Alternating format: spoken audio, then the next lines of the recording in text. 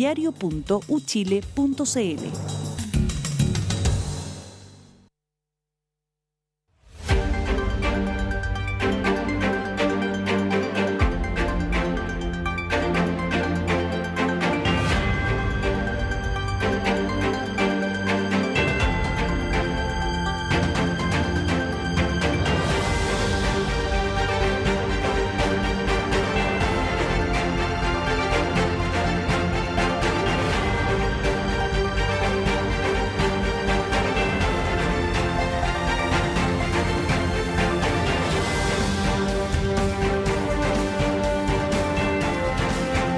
Son las 8:33, continuamos en Radio Análisis y antes de presentar nuestro panel de conversación queremos hacerles una invitación muy especial porque hoy a las 5 de la tarde se presenta en la Casa Central, en el Salón de Honor de nuestra Universidad de Chile, el libro Gabriela Mistral y la Universidad de Chile. Este es un trabajo realizado por los investigadores Elizabeth Horan y Gabriel González, que muestra cómo a lo largo de prácticamente toda su vida Gabriela Mistral mantuvo un vínculo con esta universidad, a pesar de que, como se sabe, ella no cursó carrera universitaria, ¿no?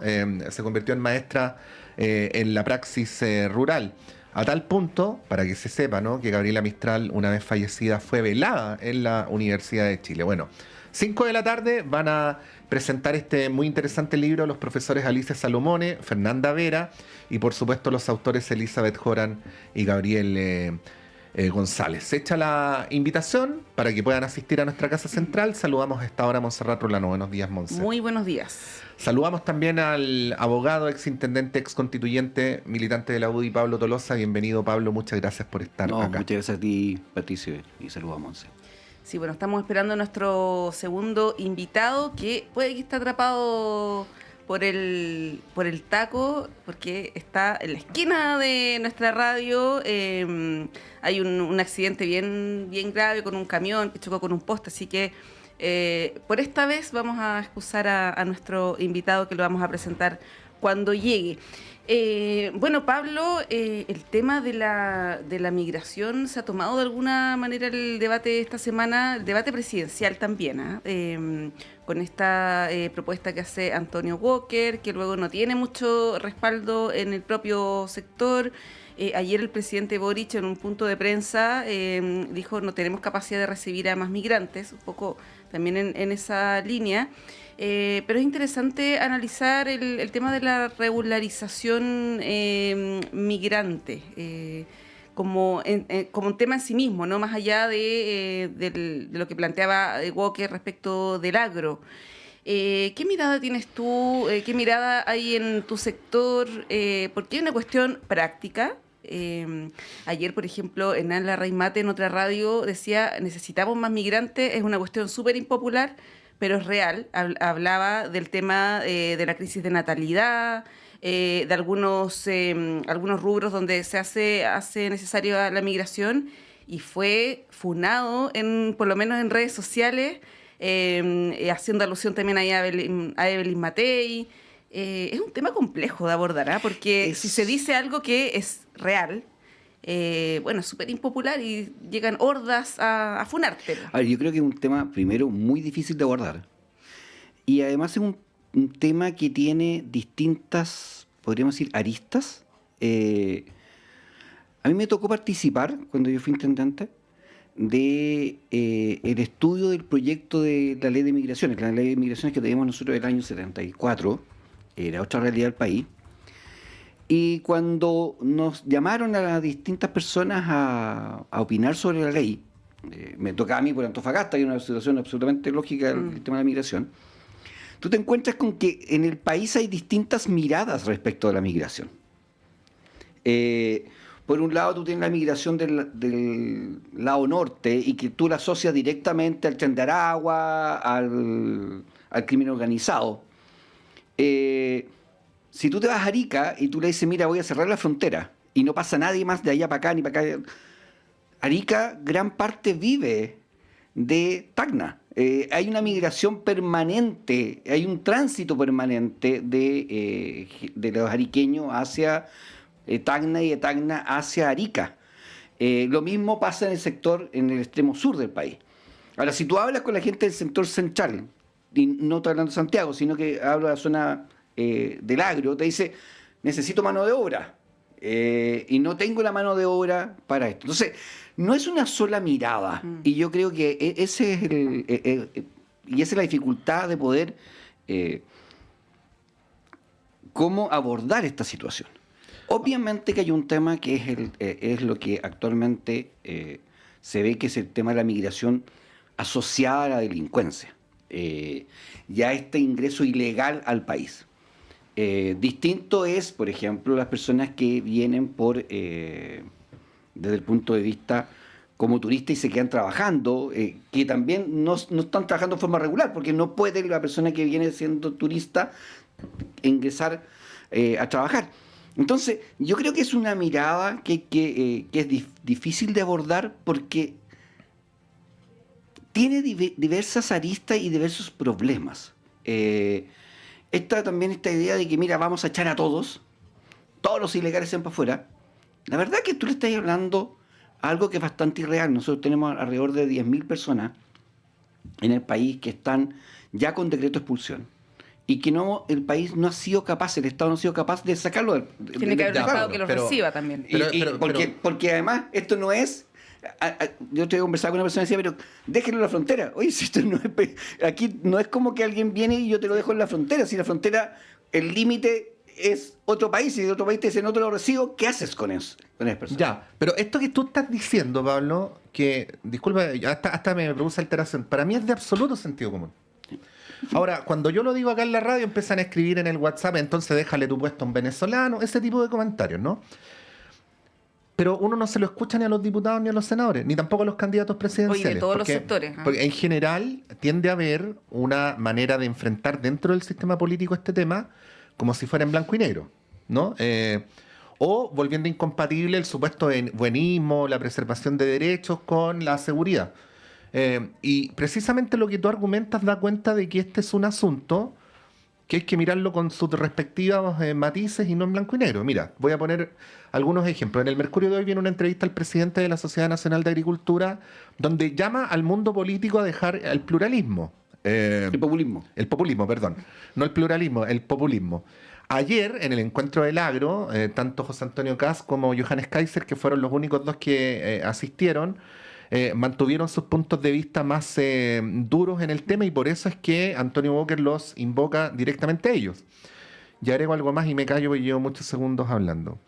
Como a veces las coincidencias son virtuosas, justo habíamos agendado previamente para después de este bloque una entrevista con los profesores de la Universidad de Chile, Marcelo Arnold y la profesora Tumala, sobre la situación de las personas mayores en Chile. Voy a echar un poco para atrás mi pantalla para que ustedes lo vean. Dice, por ejemplo, que al año 2050 habrá cerca de 7 millones de personas de más de 60 años. Luego aquí están las curvas de envejecimiento. Dice que en solo 20 años hay un incremento de los contingentes más envejecidos en la composición poblacional del país. Luego dice que la mayoría de la población señala que el país no se está preparando adecuadamente para el envejecimiento poblacional. Y podría seguir. Es decir, la evidencia va contra el sentido común. Absolutamente. Eso es lógico. Ahora, como esto tú lo ves en blanco y negro, porque esa es la situación, tú determinas que todo es malo o es todo es bueno. Y creo que es importante distinguir. Es una mala palabra, porque los abogados siempre decimos que hay que distinguir. Pero efectivamente hay situaciones en las cuales uno dice, mira, las personas que ingresan al país tienen que ingresar obviamente con su documentación pertinente. Obviamente que no podemos permitir que ingrese gente que está asociada al narcotráfico, al crimen organizado. Yo creo que ahí no hay nadie que esté en desacuerdo.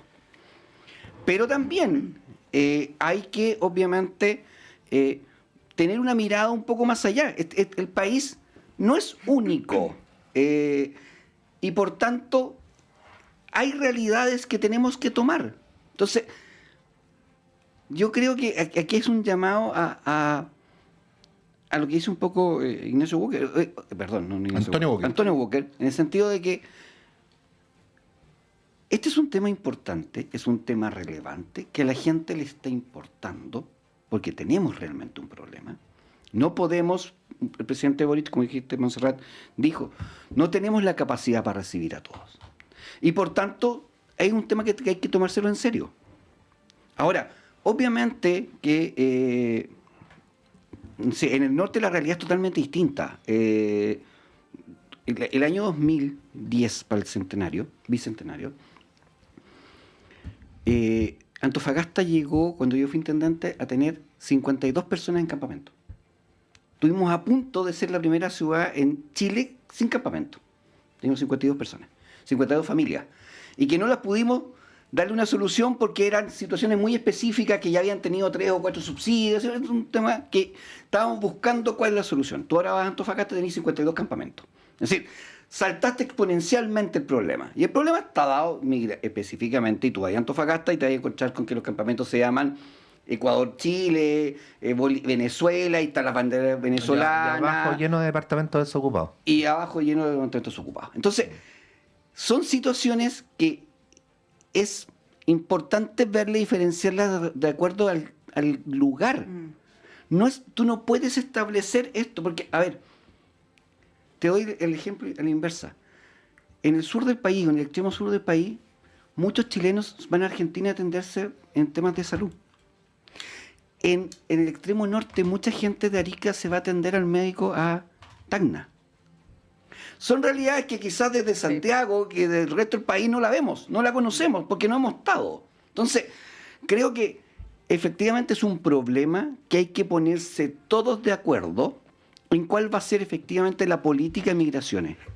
Y acá hay que, lamentablemente, bueno, yo no soy candidato, entonces tengo esa suerte, que puedo, en cierta forma, tampoco hablo por ni la candidatura de Limatei, ni por ningún motivo, ni tampoco hablo por la UDI, yo hablo por mí.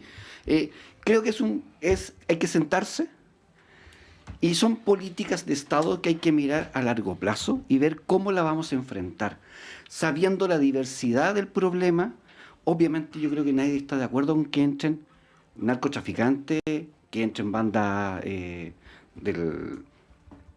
etcétera, de tren de Aragua. O sea, tampoco, aquí acordemos que hace un tiempo atrás decían que no existía, que el tren de Aragua no está en Chile. Sí. Y, es decir, no podemos minimizar ni lo uno ni lo otro. Tampoco lo que mucha gente reclama, oye, ¿por qué el extranjero se salta a la fila? No, bueno, hay que establecer normas. Oye, muchas personas han viajado fuera del país. Hoy tú para viajar fuera del país tienes que cumplir reglas. Si tú te quieres ir a estudiar afuera del país, tienes que cumplir ciertas reglas, tienes que cumplir ciertas normas. Bueno, apliquemos las normas. Sí. Bueno, damos la bienvenida al diputado por la región metropolitana del Partido Socialista, Daniel Melo. Daniel, bienvenido. Le doy las excusas, Patricio, Monse. Un saludo también a Pablo. Bien cortito, ¿eh? Es que me quedé pegado con el tema. A propósito que llegó de la candidatura de Janet Jara. Ayer estuvo en TVN la candidata, ¿no? Entonces aquí TVN publica, dice, Janet Jara detalla sus propuestas en seguridad y migración. O sea, de un tiempo a esta parte, los dos temas van juntos siempre. Sí. A ver, quisiera decir un par de cosas. Lo primero es que la política en materia migratoria, la legislación, tiene como objetivo central propender a un proceso migratorio que sea ordenado, que sea seguro, que sea regular, ¿ya? Y esa debería ser una política de Estado. Y hay una discusión bien odiosa, porque yo creo que hay que desacoplar. Una cosa es el crimen organizado, otra cosa son los procesos migratorios que tienen todos los países, ¿ya?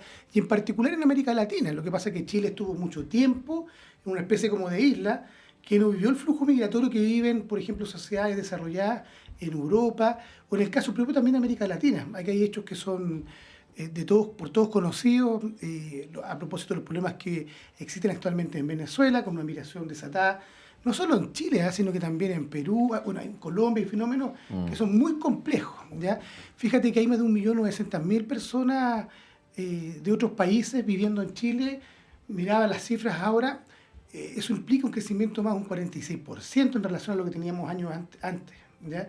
Y una institucionalidad que de alguna manera no tiene la capacidad institucional para responder, ¿ya? Ahora, eso no quiere decir que no sean fenómenos de violencia, fenómenos de crimen organizado, en un porcentaje determinado de personas que vienen de otros países. Pero para eso debe existir una política contra el crimen organizado y una cosa distinta es la política migratoria, ¿ya?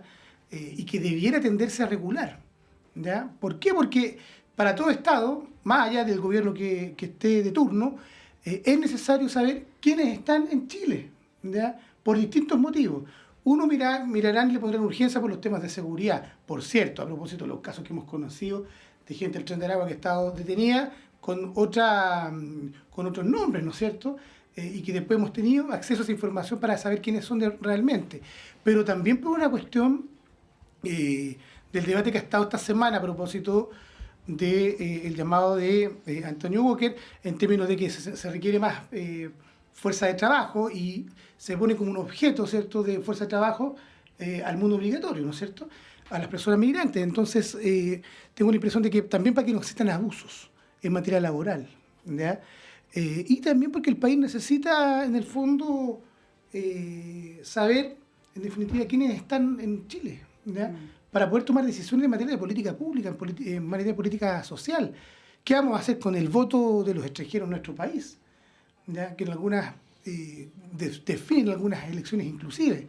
¿Ya? Yo creo que todo es parte, ¿no es cierto?, de cómo se va configurando la sociedad chilena en los próximos 20 y 30 años, pero hay que tomar decisiones ahora, ¿ya?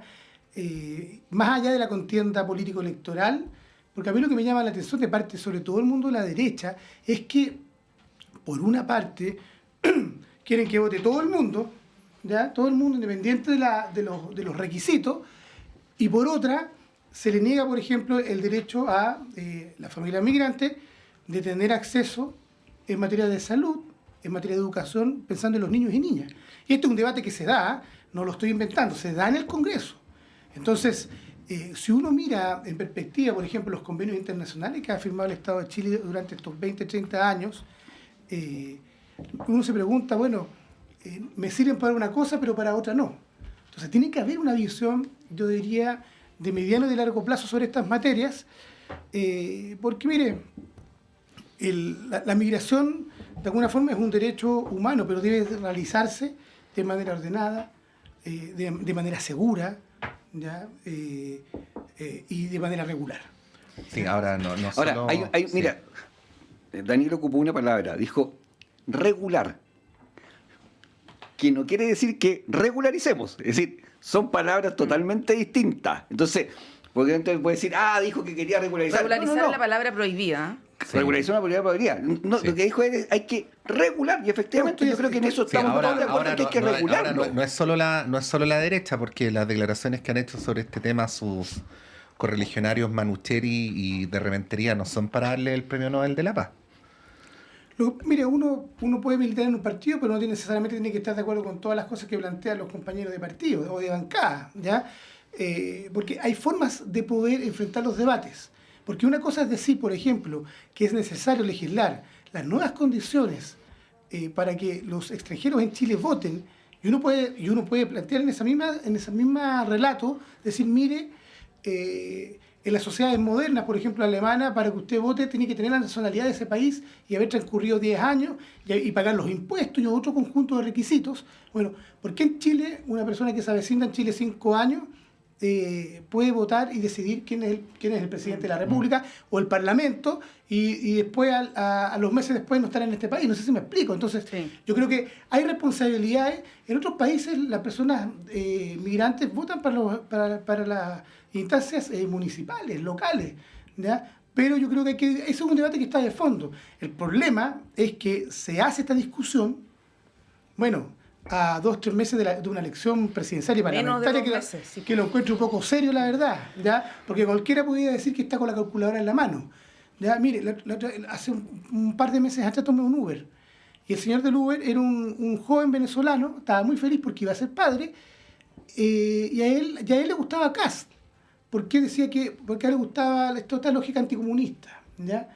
Yo le digo, pero tú sabes que la persona que tú estás apoyando y respaldando, cuando nazca tu hija, no la va a poner en igualdad de condiciones en materia de derechos de salud y educación, porque ese partido en particular y la derecha en su conjunto está en contra de un derecho básico para todo niño y niña, independiente de dónde nazca, en qué cuna nazca o su condición socioeconómica, que es acceder a la educación y a la salud. Entonces, para una cosa les sirve, pero para otra no. Bueno, después de eso, el chofer dijo, bueno, Voy a votar por Jara. no sabía esto, me dice, no sabía esto. Ahí se cambió a Kaiser.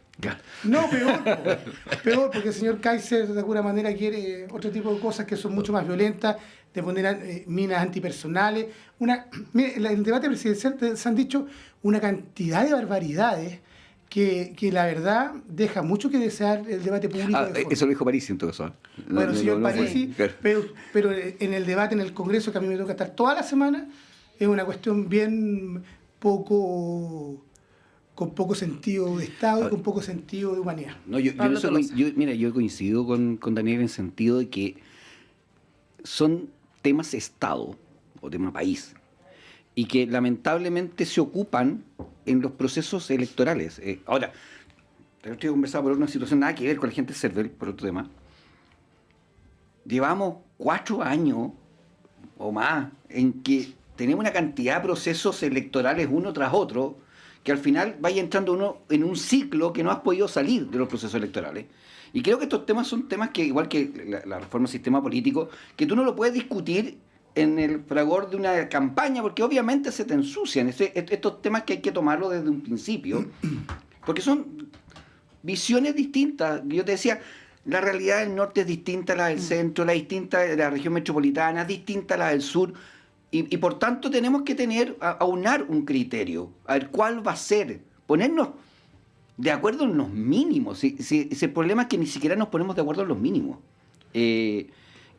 Lo que plantea Pablo tiene mucha realidad. Yo la verdad es que estuve en Antofagasta hace un par de meses, fuimos a conocer el Observatorio Paranal, presentamos un proyecto de ley que se llama Cielos Prístinos para poder conservar, proteger este cielo, que es el más importante del mundo en la investigación científica, astronómica, y nos tocó hacer un recorrido por lo que tú planteas, los campamentos y todo. Hay una cosa muy descontrolada, hay un fenómeno ahí muy, muy complejo, incluso de condiciones de vida, ¿ya? Porque claro, uno puede decir, mire, hay un problema con los campamentos, sí.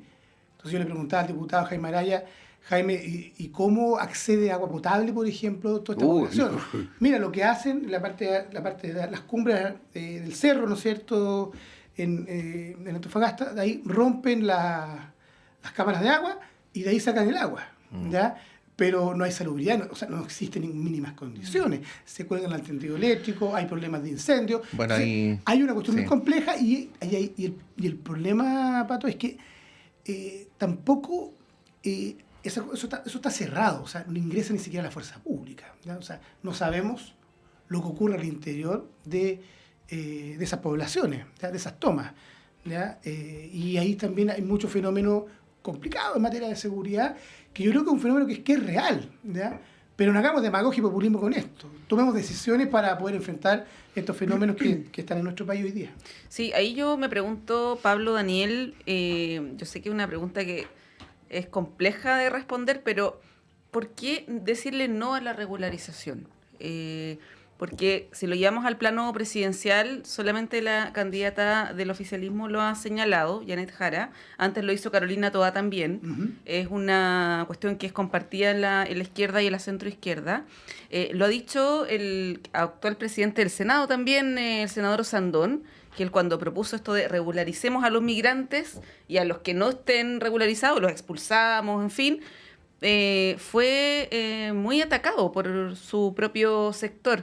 Y el argumento es que, primero, está todo el tema del empadronamiento, de saber quiénes son, en el fondo, que ha ocurrido también, que lo que ocurrió con este muchacho que había asesinado al rey de Meix, presuntamente, y que no sabía su identidad.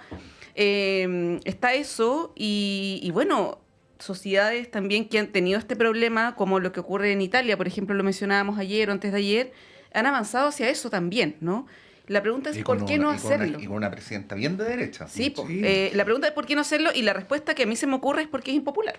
Absolutamente. O sea, obviamente, pues si estás en una etapa electoral donde el que se mueve, el que mueve el tablero de ajedrez un poco mal, bajáis 3-4 puntos a la semana siguiente. Por tanto, No, y este es el tema. y por tanto ese es el tema, porque además, un poco, lo que decía Patricio, cuando tú hablas de migración, no es un tema solo, porque uno podría decir, oye, deporte, ¿ya?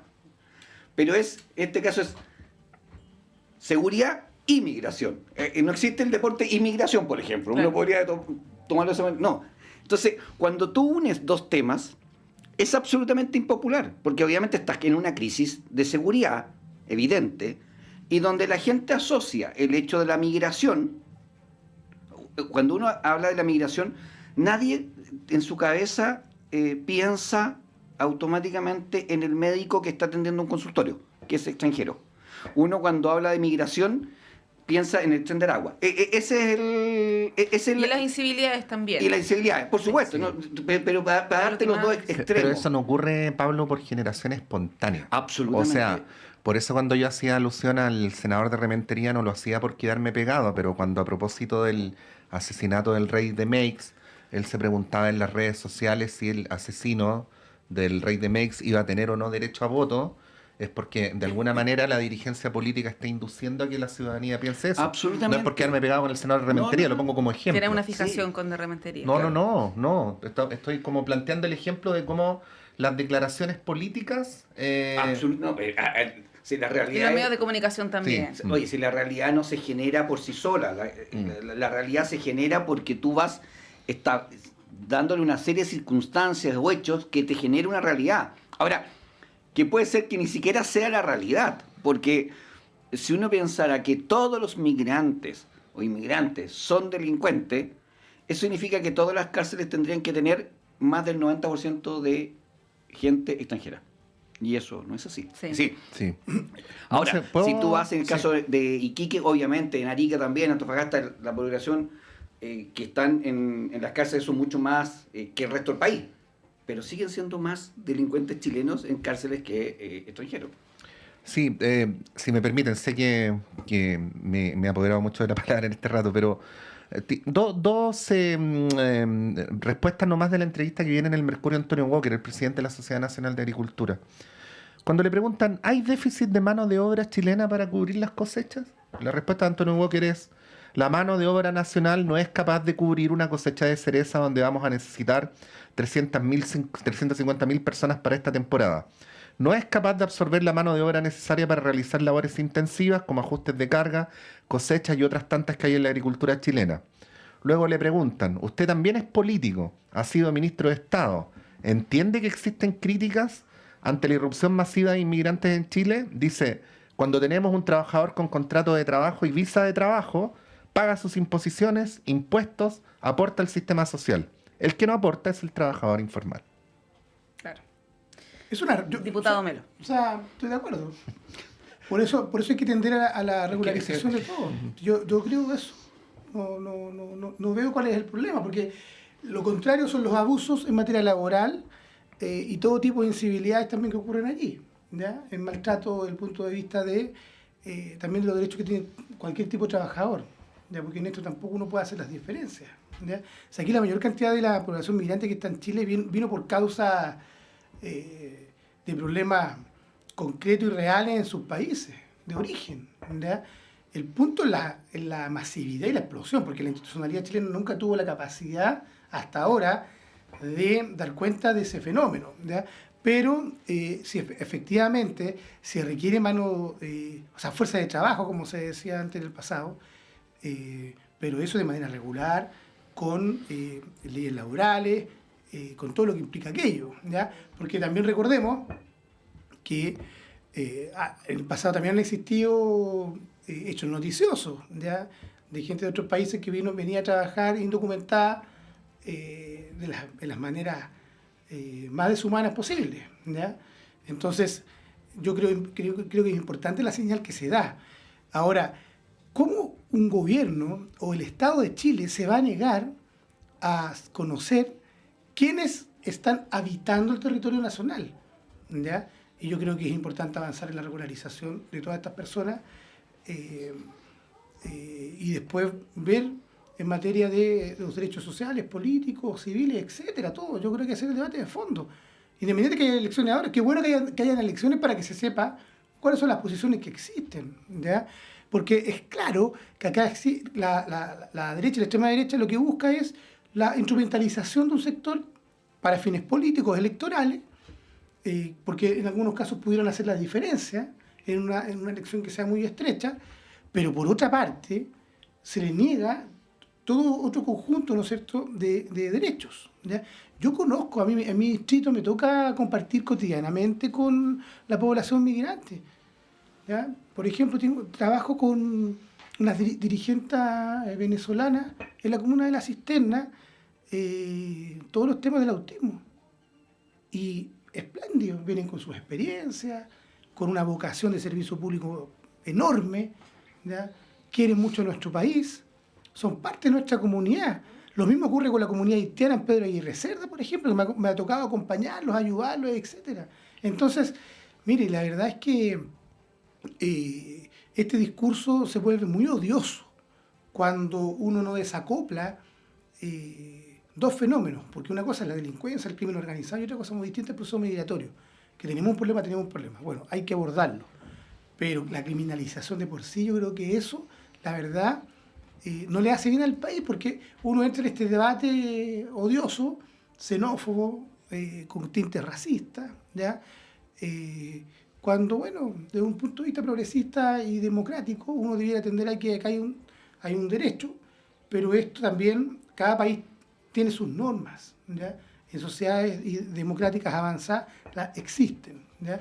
Y en eso yo creo que es importante que la clase política pueda tener mínimos comunes para poder avanzar. Hay una política migratoria que ha costado sacar adelante, que plantea estos principios que nadie podría estar en contra, ¿ya? Pero las cosas no pueden seguir de la misma manera que están, ¿ya? Porque si no, lo que vamos a tener es una cuestión muy desenfrenada. Pero el gobierno ha tomado decisiones, ¿ya?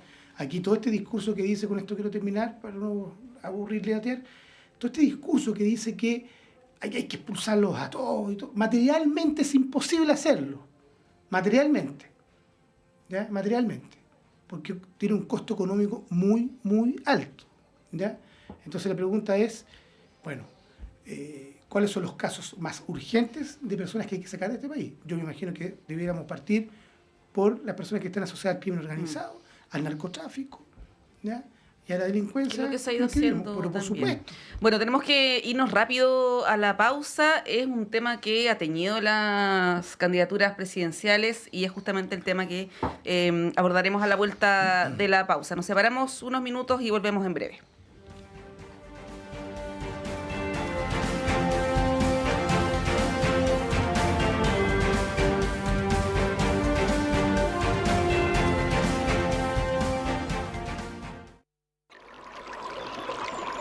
Aguas Trayén o Cascada en Mapudungún es la mejor agua purificada con tecnología de última generación. Para más información, visite su página web www.aguastrayen.com.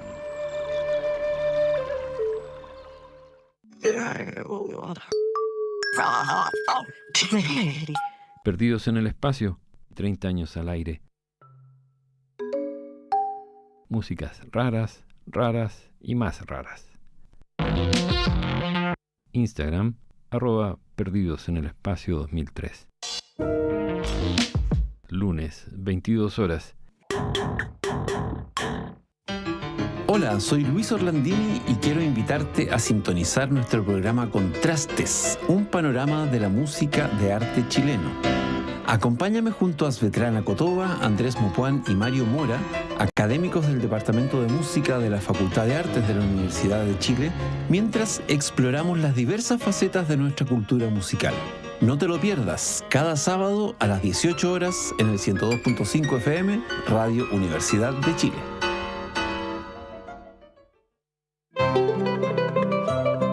Universidad de Chile los invita a escuchar todos los viernes a las 17 horas Construyendo Comunidad Universitaria, un programa realizado por la Asociación Nacional de Académicos y Académicas de la Universidad de Chile, ACAUCH. Este espacio tiene como objetivo dar a conocer el trabajo de las y los miembros de la comunidad universitaria con acento en lo que hacen, piensan y proponen los académicos con una perspectiva interdisciplinaria. Está dirigido a la comunidad universitaria y a la sociedad en su conjunto, todos los viernes de 17 a 18 horas, construyendo comunidad universitaria. Conducen dirigentes y dirigentas de ACAUCH en el 102.5 FM y radio.uchile.cl.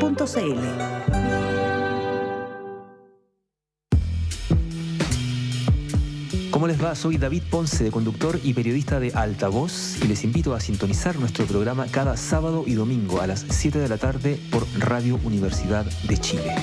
Una hora de noticias y estrenos por Altavoz, con más volumen para la música chilena por el 102.5 FM y por la señal de radio.uchile.cl.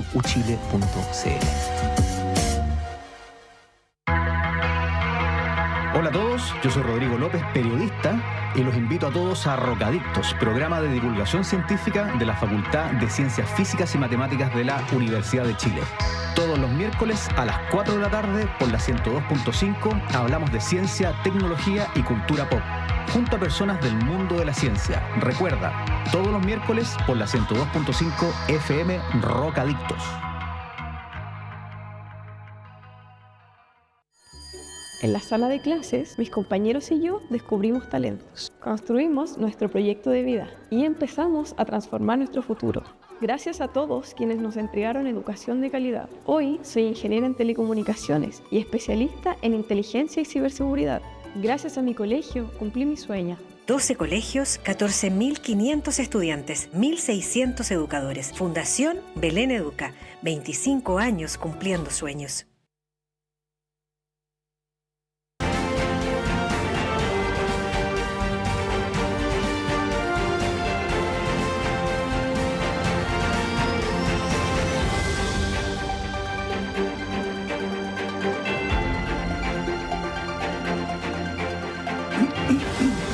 Son las 9:10. Bueno, iba a decir, ahora vamos a pasar a la arena presidencial, pero en rigor en el bloque anterior estábamos también en cierta medida hablando de la arena presidencial.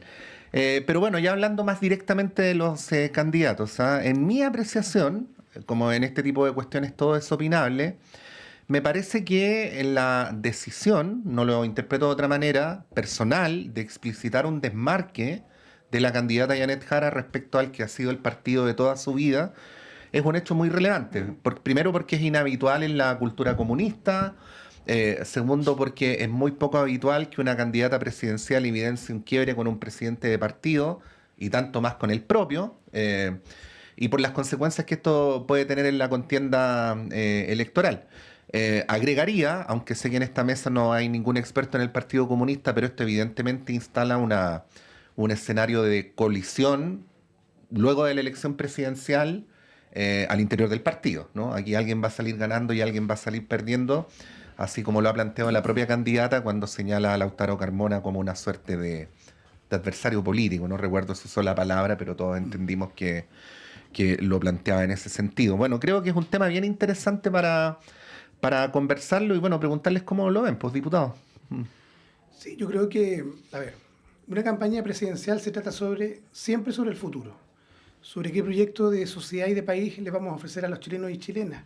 Por lo tanto, cómo nos hacemos cargo, ¿no es cierto?, de las cosas que están aún pendientes, cómo se profundizan y se van consolidando los cambios y las reformas que hemos ido implementando en materia de seguridad, los temas de reforma a sistemas de pensiones, las urgencias en materia de salud, listas de espera, y para eso uno requiere la unidad más amplia, ¿ya?, de propósitos y un programa común compartido con aquellos que estos últimos 30 años hemos ido contribuyendo a que Chile sea un poco más justo, un poquito más solidario, ¿ya?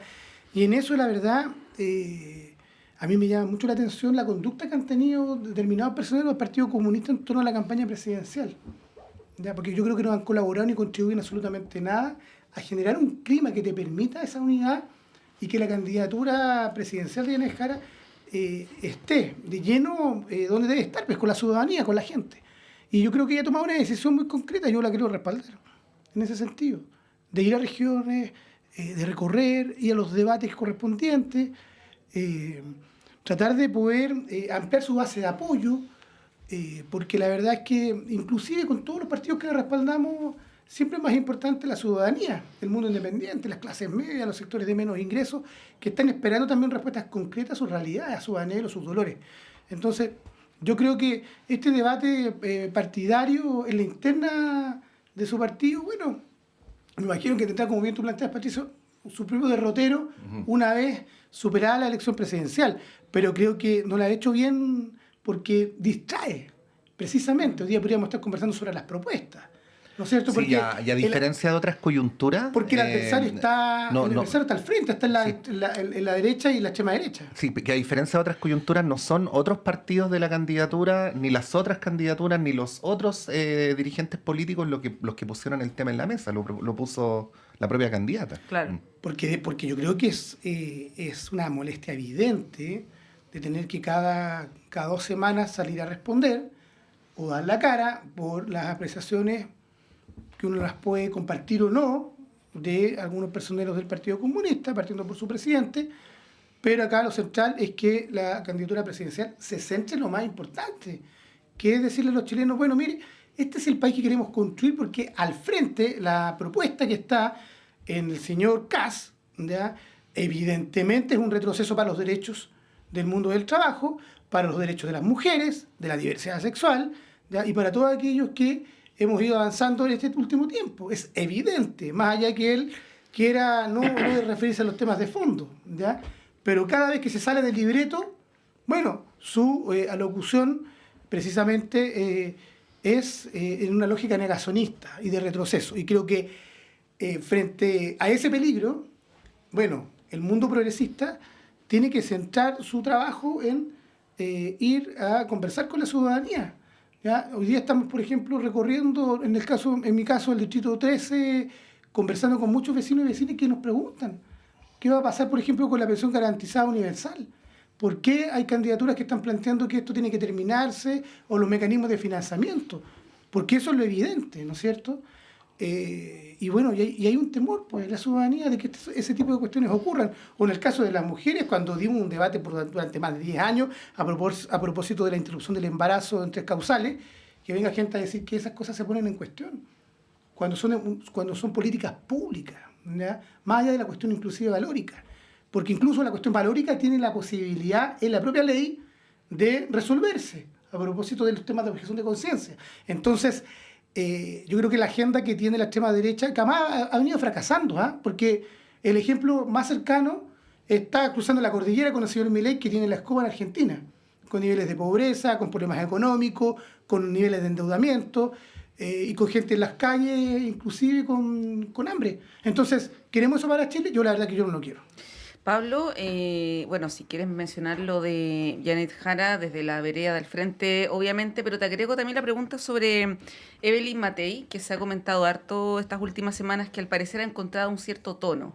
Ayer ella desistió a última hora de participar de este encuentro del agro, fue criticada por José Antonio Kast. Evidentemente es una decisión política no haber asistido a esa instancia, no es que ella se haya levantado y se le haya ocurrido, digamos. Porque venía en la pauta, de hecho. Claro, hay una señal ahí política que ella quiso dar, quizás de que no la encasillara, no la metiera al mismo saco que Johannes Kaiser y José Antonio Kast, que eran los otros asistentes. Es una hipótesis, ¿no? Pero por otro lado, ayer Evelyn Matei endurece bastante el tono contra el gobierno, condicionando el apoyo a la ley de presupuestos por parte de Chile Vamos. ¿Cómo lo ves? Porque si uno en términos electorales hace el cálculo y ve a quién le tiene que ganar Evelyn Matei, no es a Janet Jara, que tiene como el cupo asegurado a segunda vuelta prácticamente, sino que a José Antonio Kast, ¿no? Entonces, este discurso como contra el gobierno tiene sentido, evidentemente, pero no sé ahí cómo lo interpretas, lo analizas. Bueno, yo creo que en principio, y es evidente que tuvimos hace meses atrás un problema. Y justo me tocó venir acá cuando estábamos en cuesta abajo en la rodada. Creo que eso lo logramos parar. Creo que hay un orden en el comando. En esa oportunidad me acuerdo de haber dicho que la hinchada de los Juanes iba a ordenar el tema. Creo que ordenó el sistema. Y hemos ido sostenidamente remontando en la encuesta.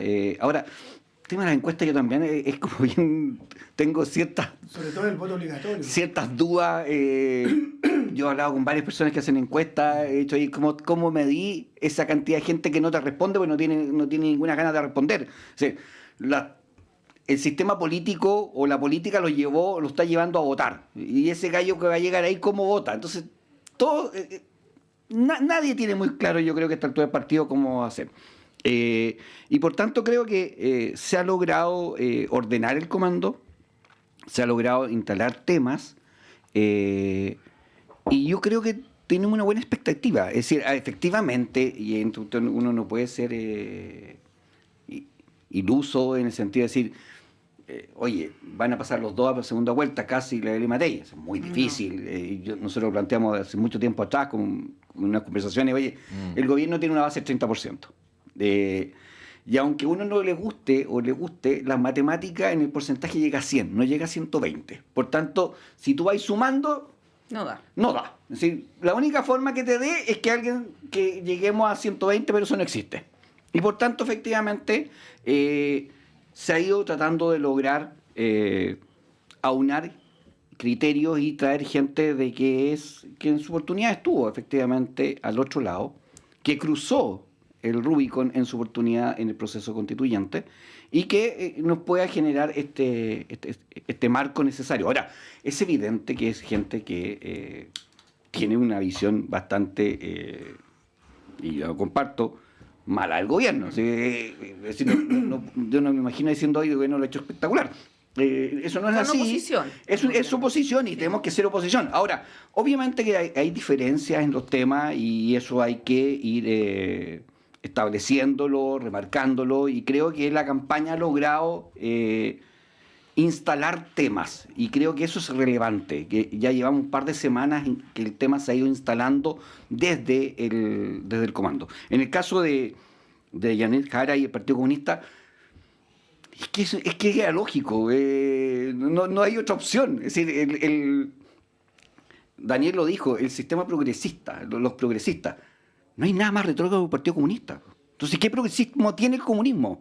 Ella ha sido desde los 14 años la persona menos progresista del tema.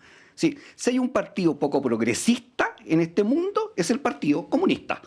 Sí, no han cambiado su visión desde la historia, desde Stalin y Lenin para adelante. Es decir, siempre ha sido exactamente igual. Entonces, obviamente, cuando tú le quieres hablar a un sector distinto, porque en las encuestas no sumas, y no estás llegando a lo que dice Daniel, la clase media, obviamente te tienes que sacar esa chaqueta. Ahora, no sé si es la estrategia, pero ahora no tenía otra opción, otra forma de hacerlo, porque por otra parte va a dejar instalado un par de semanas esta misma pregunta en todo donde vayan a decir, oye, ¿qué tan cierto es tu desmarque respecto al tema? Ahora, no hay otra opción. Yo creo que era la forma que tenía que hacerlo desde el punto de vista político.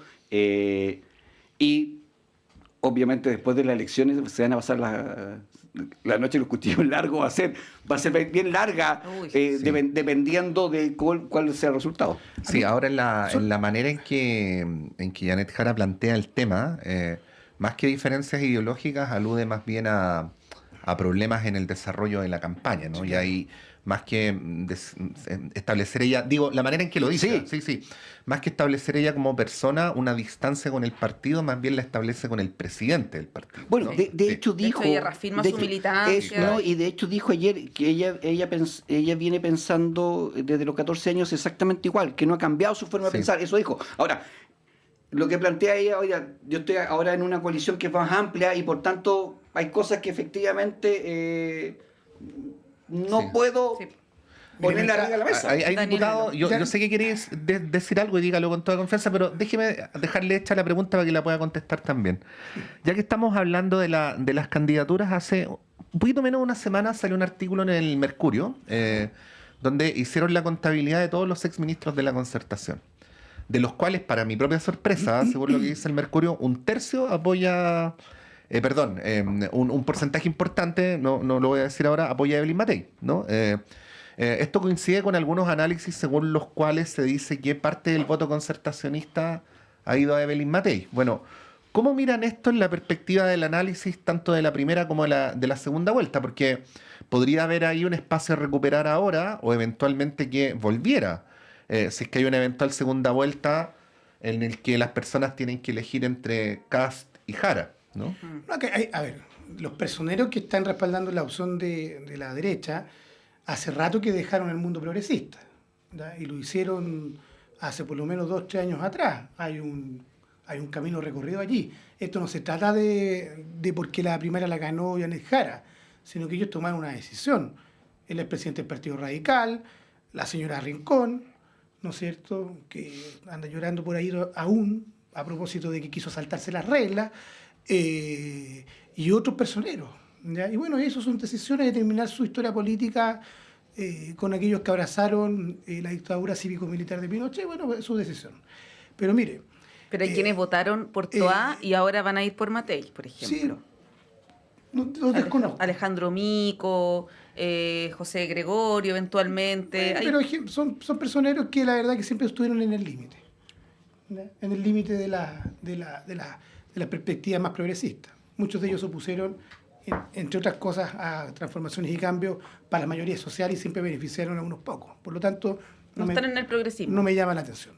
Ahora bien, respecto a Yanes Jara, mire, Yanes Jara fue subsecretaria del gobierno de la presidenta Bachelet, fue ministra de Estado del gobierno del presidente Boric, que es una persona que tiene todas las capacidades de diálogo y es muy pragmática además, pero también tiene sintonía con la gente. Yo creo que... Y eso inclusive más allá de su partido, ¿ya? Y esa es la gracia que tiene esa candidatura. Por eso tuvo un triunfo abrumador en la primaria y convocó a tanta gente. Por lo tanto, yo creo que lo central es sintonizar una vez más con el mundo que representamos y dar una visión de país para poder dar cuenta de aquellas cosas que queremos hacer. Si no da lo mismo quien gobierne este país. Entonces, no queremos retrocesos, queremos cambios y avances de manera tranquila, con paz social, poniendo los énfasis en los temas que a la gente le importan hoy día, por ejemplo, en los temas de listas de espera y urgencias en materia de salud, los temas de seguridad ciudadana, porque hay que enfrentarlos con fuerza y con decisión, ¿ya? ¿Qué vamos a hacer con el plan de emergencia habitacional? Nosotros queremos que eso se consolide y avance en el tiempo. Yo creo que es una política importante para el país. Por eso me llama mucho la atención lo que está haciendo Elis Matei, de poner en cuestión la aprobación del presupuesto de la Nación para el próximo año. Yo solamente le quiero recordar que cuando el presidente Piñera dejó el gobierno, dejó la PGU sin financiamiento. La aprobamos, por cierto, en el Congreso, pero la dejó sin financiamiento. Tuvo que ser el gobierno del presidente Boric el que buscó el financiamiento permanente para esa política pública, que es muy importante.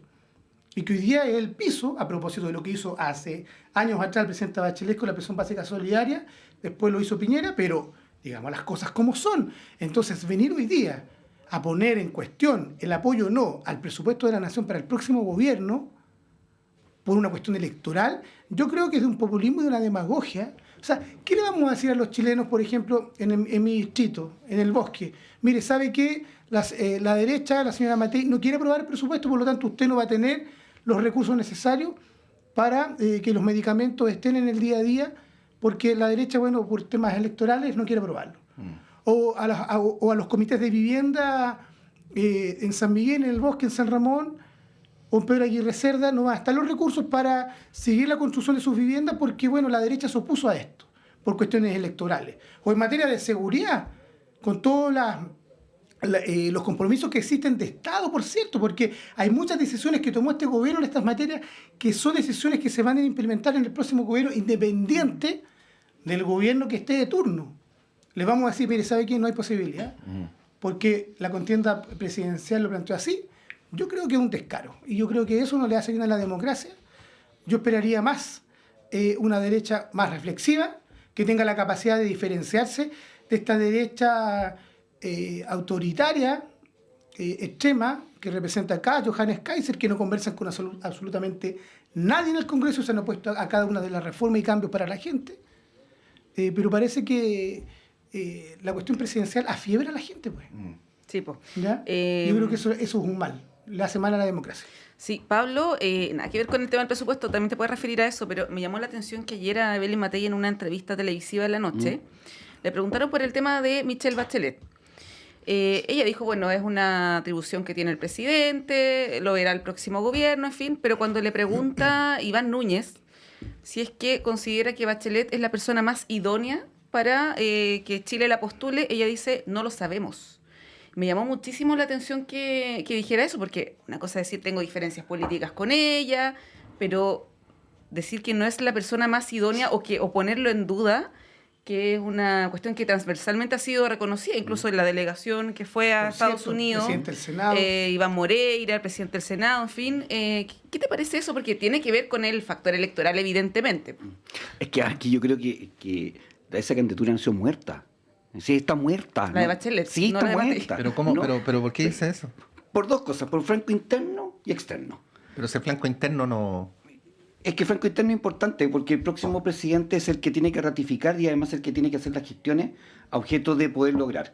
Pero además, pues en el flanco externo, acuérdate que esta cuestión, la elección, no es, podríamos decir, 1 milliard de un voto, sino que hay un grupo, que son los miembros permanentes del Consejo de Seguridad, que tienen derecho a veto.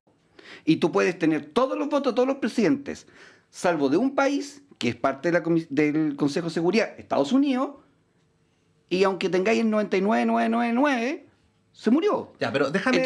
Entonces, cuando tú hablas, y en cierta forma, el presidente Boric, en su alocución, candidatea a Michelle Bachelet, pero antes le pega a Donald Trump, porque obviamente era Donald Trump, si no había ninguna duda, y Donald Trump es el que va a tener...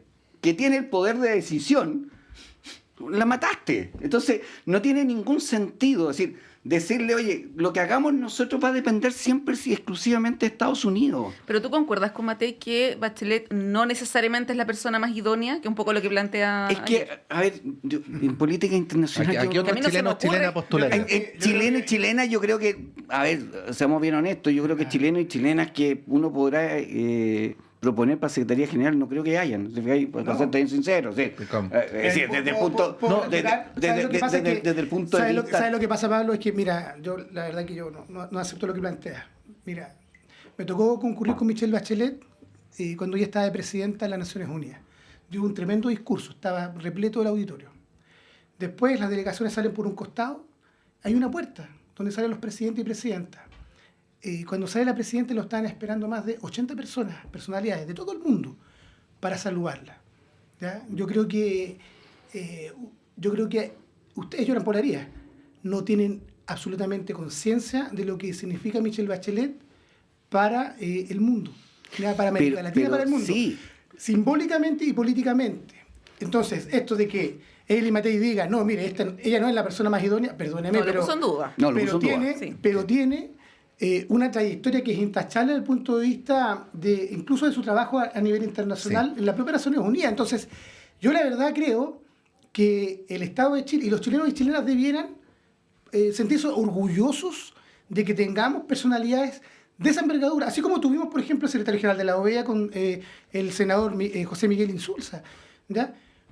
Yo no conozco a ningún personero de derecha ni extrema derecha de este país que tenga las credenciales que tiene Michelle Bachelet para representarnos a nivel mundial, y yo esperaría, en un acto de dignidad, incluso de patriotismo, de que, independiente del gobierno que venga, esta decisión que toma el presidente Boric sea respaldada y sea llevada adelante, porque yo creo que le hace bien al país. Sí, nos tenemos que ir porque necesito tiempo para que hagamos la entrevista sobre envejecimiento, que tengo muchas ganas de hacerla, pero decir tres cosas. Primero, he visto varias declaraciones en los medios de comunicación chilenos según los cuales el gobierno estaría improvisando, ¿no?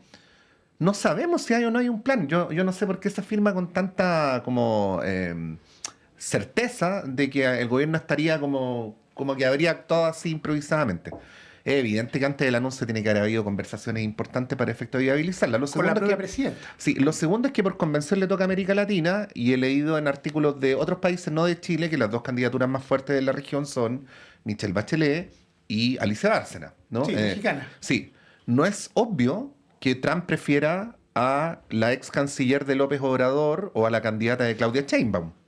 No, la costarricense al parecer es la... Sí, entonces, y también está el de Argentina también, que tiene... Claro, pero el de Argentina no se sabe aún cómo va a ir en la trenza con el gobierno. Entonces, digo, es un escenario abierto, ¿no? Yo no digo que tenga posibilidades, pero tampoco, no sé, ahí Pablo, por lo menos... No, yo creo que nació muerta. No sé. Creo que nació muerta. Yo creo que es muy difícil que... Ahora... Está grabado. Lo que dijimos los dos está grabado. Así que... Ahora, como 2 años todavía igual.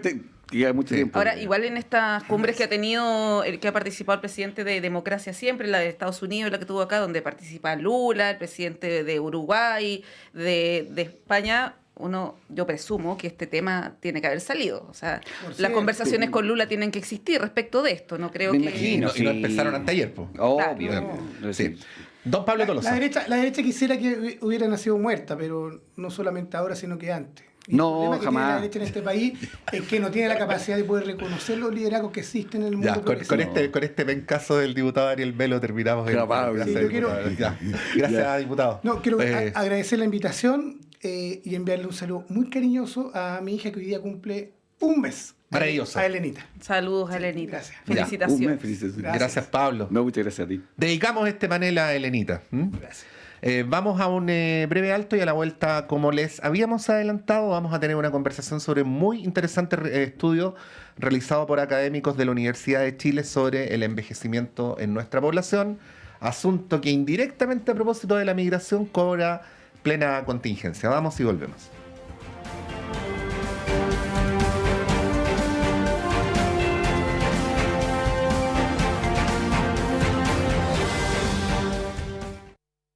La clase de marketing digital de hoy tendrá por tema identidad en Internet. Cómo agregarle valor a tus contenidos en redes sociales. Yes. ¿Sabían ustedes que sus perfiles en redes sociales no son suyos? No. No, porque la red social solo se los presta y si se van de ella, el contenido se pierde. Sí. Entonces, la idea es que su perfil siempre lo complementen con una dirección propia en Internet. ¿Y cómo se hace eso, profe? Fácil, solicitando su dirección en .cl, www.nic.cl y luego conectarla a su red social